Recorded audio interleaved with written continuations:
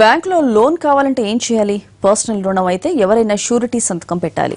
Home, car loan అయితే వాటి మీద భరోసాతో లోన్ ఈజీగా దొరుకుతుంది. ఒకవేళ ఎవరైనా రుణం చెల్లించకపోతే వాటిని సీజ్ చేసేయొచ్చు.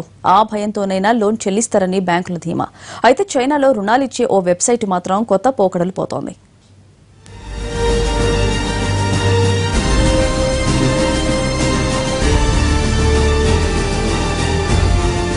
కాలేజీ కుర్రాళ్ళు, అమ్మాయిలు అంటే బోలెడే ఖర్చు. ఫ్రెండ్స్, సినిమాలు, షికార్లు, మీటింగ్స్, షాటింగ్స్, అవుటింగ్స్ వగేరా వగేరా చాలా ఉంటాయి. వాటికి బోల్డ్ డబ్బు ఖర్చు అవుతుంది. బ్యాక్గ్రౌండ్ బలంగా ఉన్న వాళ్ళకైతే ఓకే, కానీ కొంచెం పర్స్ చూసుకునే ఫ్యామిలీలుంటే యువతకి రిక్తహస్తమే. అయితే ఆ లోటు భర్తీ చేసుకోవడానికి ఫ్రెండ్స్, కొలీగ్స్ దగ్గర చేతి ఖర్చుల కోసం అప్పులు చేస్తూ ఉంటారు. అయితే చైనాలో ఇలాంటి వారికి వెబ్సైట్ లో లోన్లు దొరుకుతున్నాయి.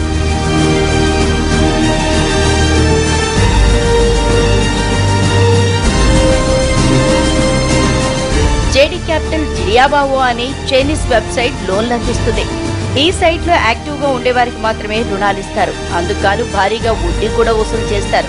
వారానికి 30% వడ్డీ అన్నమాట. ఇందులో లోన్లు తీసుకున్న వారికి ఈ మధ్య ఓ మెసేజ్ వచ్చింది. మీకు రుణం కావాలి అంటే నగ్న చిత్రాలు పంపండి అని దాని సారాంశం. అవి సెక్యూరిటీ డిపాజిట్ గా అన్నమాట. లోన్లు తీసుకుని ఎగ్గొట్టేస్తున్నారన్న ఉద్దేశంతో పెట్టారో మరేదైనా కారణమో కానీ ఈ కొత్త లిటిగేషన్ ని పెట్టారు. ముఖ్యంగా కాలేజీ స్టూడెంట్స్ కి ఈ మెసేజ్లు వచ్చాయి. అయితే డబ్బు అవసరం ఉన్నవాళ్ళు న్యూడ్ ఫోటోలు పంపి మరీ రుణాలు తీసుకున్నారు. ఇక్కడ స్పెషల్ ఆఫర్ కూడా ప్రకటించింది ఆ వెబ్సైట్. నగ్న చిత్రాలు పంపించే వారికి 2 నుంచి 5 రెట్లు ఎక్కువ లోన్ శాంక్షన్ చేస్తోంది.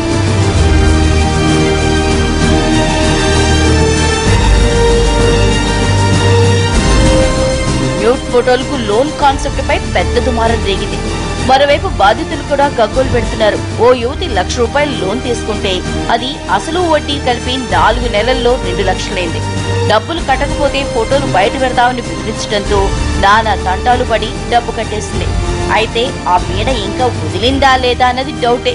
వారి దగ్గర ఉన్న తన న్యూడ్ ఫోటోల్ని ఎక్కడ బయట పెడతారో అని భయపడుతోందా కాలేజీ స్టూడెంట్. ఒకవేళ లోన్లు చెల్లించకపోతే లైంగిక వాంఛను తీర్చాలని ఒత్తిడి చేస్తున్నారు. నగ్న చిత్రాల వ్యవహారం బయటపడటంతో దిద్దుబాటు చర్యలకు దిగింది వెబ్సైట్. ఆ న్యూడ్ ఫోటోల కాన్సెప్ట్ తో తమకే సంబంధం లేదంటోంది. ఇది యూజర్ల మధ్య జరిగే లావాదేవీయే కానీ సైట్ తో సంబంధం లేదని చెప్తోంది.